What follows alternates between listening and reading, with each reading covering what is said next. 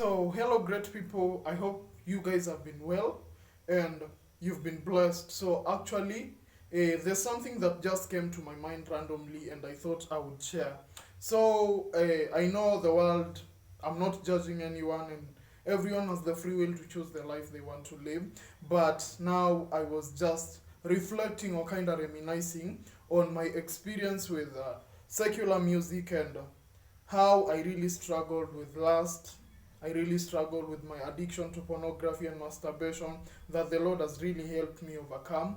And I'm now on these stages to purification. And you know, the book of Romans, chapter 12, verse 2, talks about the need for us to be transformed by the renewal of our brains. And now, there is a particular challenging thing about life or the modern world is that distractions will always find a way to loom into your life. I don't know, just give me some. As I was saying, distractions will always find a way to loom into your life. And that is like you're trying so much to focus, you're trying so much to make sure that you're sober, but you know there's a particular challenge. Like, does music really have any effect on how we perceive the world, the energy that we tend to have, and like, does it really affect our relationships with God? Because that is the baseline, the spirituality, the essence of you having a connection with God and really going deeper. So, it's kind of interesting how sometimes human beings think that they can do life on their own. Or they try to give God conditions on how they will operate with Him. So, in my journey to spirituality, there's a time now as God was trying to eliminate the battle of the addiction with pornography from my life. He told me, you have to cut off secular music from your life. I'm not trying to judge anyone who listens to secular music. It's your own relationship with God that will matter. If God will tell you at some point you have to eliminate this, then it's okay. So, God told me you have to cut off particularly secular music, everything. You know, I was listening to UK rap, I was listening to hip hop, I was listening to I technically didn't used to listen to Kenyan music, save for Sauti Sol, Yashinsky. So, okay, I don't even need to mention them anyway. So, I don't know if anyone else has had an experience, but there's particularly some degeneracy or perversion in the modern music, by the way, because it kind of tries to reflect or to pro like to showcase some opulence. First of all, number two is the modern degeneracy, where I don't judge anyone, by the way. Everyone has a right to choose whatever their life they want to live, but alcohol, uh, women, I don't know, in a kind of degenerate way. It's good to have a relationship with a woman. And by the way, I'm going to talk about why young people should focus on staying single for a particular season of their lives. So, in the next, in tomorrow's episode. So, just tune in. So, I was kind of trying to reflect. So, when God told me to cut off secular music, it was interesting. I obeyed. But when I was moving into this new place, I kind of felt like I could do life my own way. So I told God, this thing is boring. I just want to have fun. So, okay. God told me, you're okay. You're free to have fun the way you want to. Okay, so I played secular music. I would come, you know, the music I used to vibe with was, let me just recall. I used to vibe to lots of UK rap. Dev, Central C, you know, and I would like jump to the songs by, what is his name? The guy that sang Young, Dumb and Broke. He's called, anyway, I've forgotten. It's just like God has been trying to cut me off from everything. So, now the challenge was not about listening to the music. Okay, it was entertaining and thrilling in the moment. And now, particularly when I would just come back, like for example, I now want to pray. By the way, I have sessions of prayer on a daily basis. So when I was trying to pray, I found that I couldn't go to the realms of the spirit. Like you find like you're struggling to reach to the heavens. It's like your prayers are so shallow and God is not even God is not even validating your prayers anyway. It's like you're just trying to struggle with the flesh. And then after some point, I found that I was struggling with the lust of the eyes, that is the lust of the flesh. I would see women around. This is something I had literally worked on, desexualizing my brain, and it was literally performing. And we're gonna talk about that tomorrow too. So I was literally struggling with the lust of the eyes and the lust of the flesh.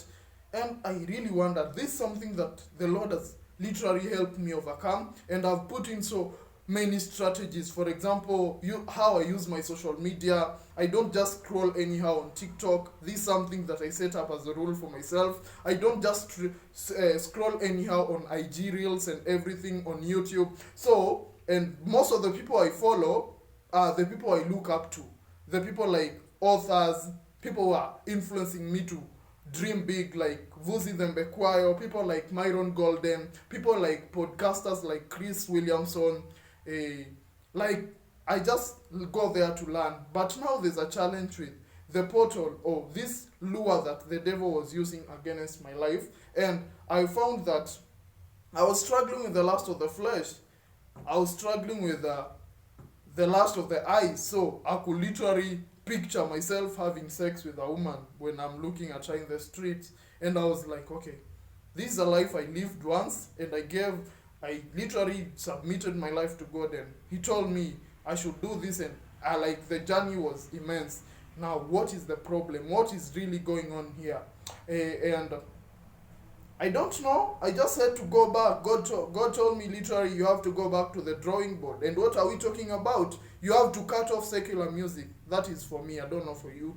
Whatever, you should learn to listen to God. Sometimes we all go to God with all these conditions. You want God to submit, or God should have an ultimatum. Like we're giving Him an ultimatum on how He's going to relate with us, which is literally wrong. As young people, learn to listen to the voice of God. Learn to understand what God is really trying to make you do. Or there's something so amazing. I was sharing this with one of my friends yesterday. Young people struggle so much to find peace.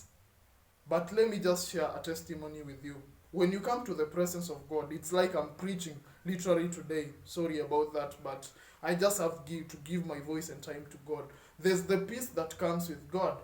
And whatever you're trying to distract yourself with will ruin your life in the long run. I'm not trying to judge you. I know people have gone through a lot. But you just have to look at your life, fix your life. Like these things you're trying to diverge into, alcohol, I'll just be straight, pornography, masturbation, because you just have to call a spade a spade.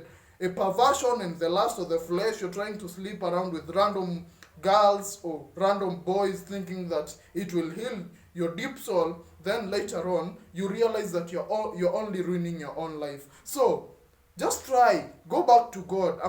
Just kneel down and tell God whatever you've been through. And God is very faithful. He will come through for you, and you'll just see your life turn around. Like there are things that God will help you unfold in your life, and your life will literally be amazing.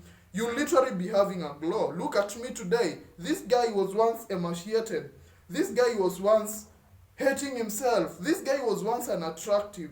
But when God came into my life, He literally changed me. Today I'm here. I can look at myself in the mirror and smile.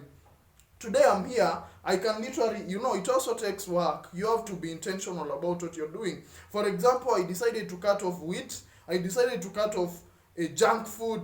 I literally just eat a lot of proteins and veg and now the healthy foods. And I've literally been taking a lot of water. So you go to the gym, you kind of fix your life on focusing on good things. So that is what I'm talking about. So just give me a minute, I'm coming back, and stay safe. So as I was sharing my experience with secular music, and I know a lot of you can testify to this,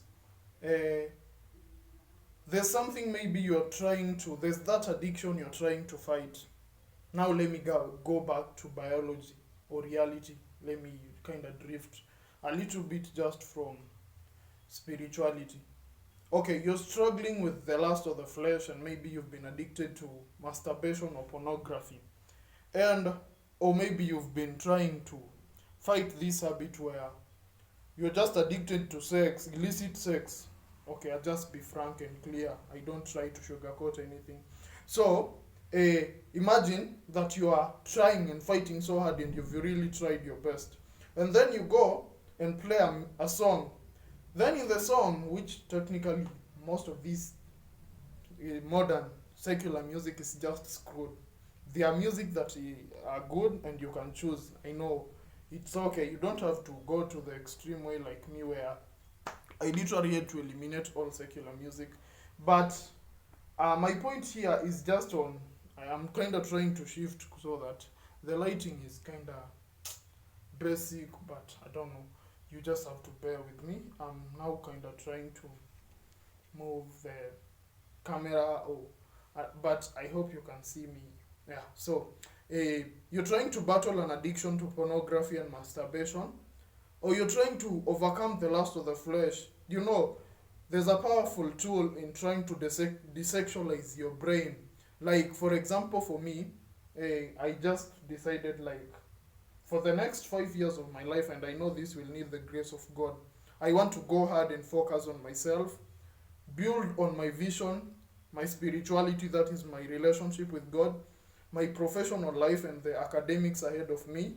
Like, for the next year, I'm going to Kenya School of Law, not next year, next month. So I need to focus on this. And to me, I don't know for you, and I'm not here to try and dismiss you getting into a relationship if that is what is your priority currently. But the whole point I'm trying to communicate, if it's about aligning your priorities right and making sure that you know a relationship is commitment. You know, sometimes we all fall into this trap, or the allure that is sold to us by telemundos and all these soap operas that people watch, where you just see the butterflies and the roses in a relationship. A relationship literally takes commitment. It's like work. You're literally working. So yeah, the whole point I'm trying to communicate, maybe you've been from this addiction, or maybe you've been struggling with self-harming, or you had this pathetic self-mindset, and the kind of playlist you had at that point, I literally had, at some point I would listen to this sad music when I was literally struggling with depression, and I was thinking of killing myself. So I would play this song called Another Love. Then there was this song by, I don't know, they were just pathetic and sad music, and I don't like them.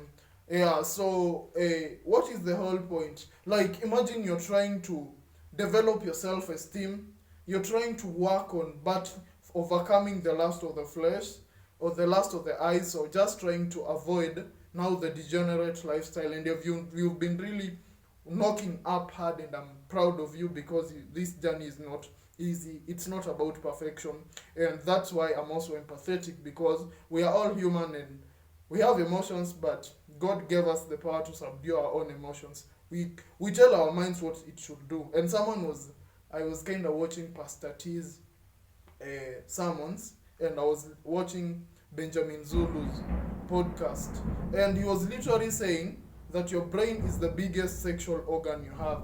Yeah. So the whole point I'm trying to make, okay, you've literally been performing well, you've put in the tools of self-discipline and exercising your willpower. By there's a kind of dynamic between the balance between willpower and self-discipline, and I was journaling about this today in the morning. So imagine you've been performing well and you're literally proud of yourself. For example, if you're on NoFap, which I don't know, I just hear of NoFap. I've never tried NoFap for, like, with my struggle with masturbation. I don't know NoFap, I've never used it. But okay, the whole point I'm trying to say, you've been literally performing well. Your self-esteem or confidence has literally been upgrading. And then you go and play that pathetic playlist you had, that you're playing at that time when you are struggling with self-esteem, you're struggling with the lust of the flesh and the lust of the eyes, you're struggling with confidence and self-esteem, you're struggling with a lot of things and maybe depression, and now you are on a good journey of healing and unveiling the inner version of yourself. So imagine these songs, they kind of have a spiritual dimension. So they kind of allow, we all talk about earth, ethers, like the energy that is vibrating in the universe or in nature.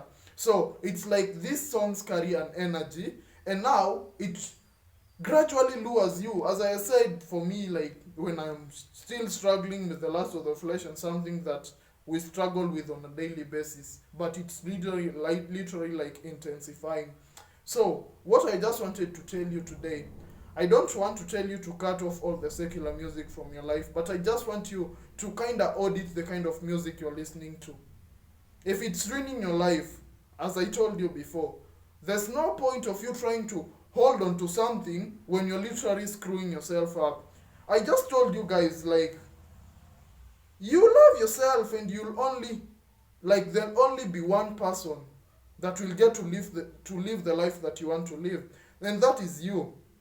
So why don't you just try to love yourself by trying to eliminate all this evil music, this distractful music, the music that tend to lure you into the bad habits. For example, with your addiction to maybe alcohol and drinking and perversion, the lust of the flesh. Why don't you just try to eliminate all these things? Why don't you just be fair to yourself? And you know, Jordan B. Peterson talks about, Professor Jordan B. Peterson, I have to say that because he's a professor and I respect people, their reputation. So he talks about this in the 12 rules for life, the antidote to chaos. He says, treat yourself like someone you are responsible for helping. So why don't you just listen to your damn self? Why don't you just listen to your soul? Why don't you just try to listen to yourself and what your energies or the vibrations in your body are communicating? Why don't you just at some point become so disciplined that you can choose your life over some very expedient and vanity things in this world? Why don't you just decide today that from this day I want to do a better life? You know, it's all about the energy you carry. Today I literally know that I'm always in a grateful state, because when I wake up in the morning, the first thing I do is my meditation. After that, I do my journaling, and then after that, I do my gratitude journal. So I've woken up in the morning. First of all, I've kinda gotten small wins which are compounding, and it's about consistency and trying to learn gradually. You don't chase perfectionism. So, and this has literally helped me in everything I look at life and ask myself, what can I be grateful for? So I just want to challenge you on this journey to personal or self-improvement. You don't chase perfection, but at some point you really have to be serious about your life. You really have to be intentional about the things that you want out of your life. And maybe I now have to introduce God here. If you're really, now I'll have to deal with spiritual or Christians.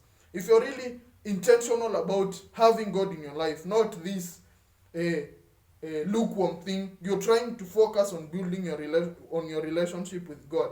You have to decide whether it's God or Satan. You know, there's a verse in the Bible that talks about the aspect that you can't serve God and mammon. Is it mammal or I don't know. Yeah. So imagine if you're listening to secular music, you will tend to say, okay, there's some secular music, maybe I don't know, I literally don't know. You just do whatever is good, whatever God directs you to do. But from this point, just audit the kind of music you're listening to. Just try to listen to yourself. Listen to what your subconscious mind and your intuition is communicating. Listen to that inner voice that is within yourself, the conscience that God has given you, and just decide to do the right things. Like, I'm really waiting for you to become a better version of yourself. Not that I've become that person, but on a daily basis, I put in the effort with humility. When I go astray, it's not about perfectionism, as I said. When you go astray, you come back and try to do it better. You learn from your mistakes, and some point, when you've learned from something once, when you do it the second time, you're very stupid and foolish and ignorant. I am not sorry for saying this. I have fallen in that trap, and I call myself out.